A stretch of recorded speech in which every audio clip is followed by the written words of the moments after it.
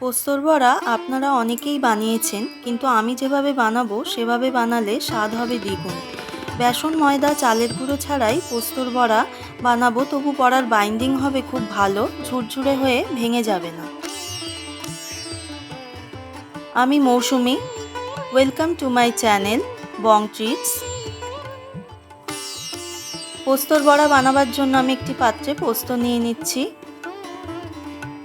পোস্তটা আমি জল দিয়ে 1 ঘন্টা ভিজিয়ে রাখবো। এবার আমি একটা পেঁয়াজ কেটে নেব কুচি কুচি করে। পেঁয়াজ কাটা হয়ে গেছে।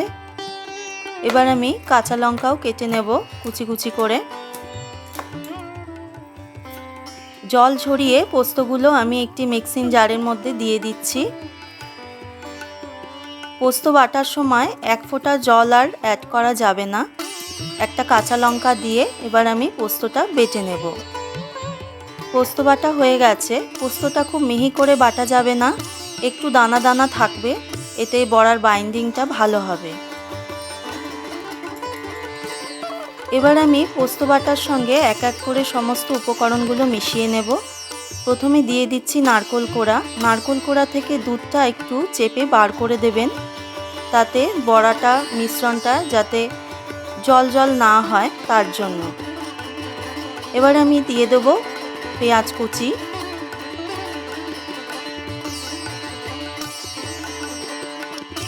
কাঁচা লঙ্কা কুচি, স্বাদ মতো লবণ। এবার আমি ভালো করে মেখে নেব। মেখে একটি মণ্ড মতন তৈরি করব।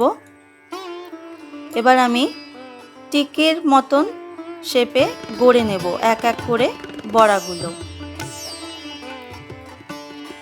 আমার বড়ার শেপগুলো নেওয়া হয়ে গেছে, সমস্ত বড়াগুলো তৈরি হয়ে গেছে। এবার আমি ভাজার জন্য একটু কড়া বসিয়ে দিলাম। কড়াটা হালকা গরম হয়েছে। এবার আমি ওতে সর্ষের তেল দিয়ে দেব। তেলটা হালকা গরম হলে তখনই বড়াটা ছাড়তে হবে। খুব বেশি গরমে ভাজা যাবে না। লো টু মিডিয়াম ফ্লেমে বড়াগুলো আমি এক এক করে ভেজে নেব।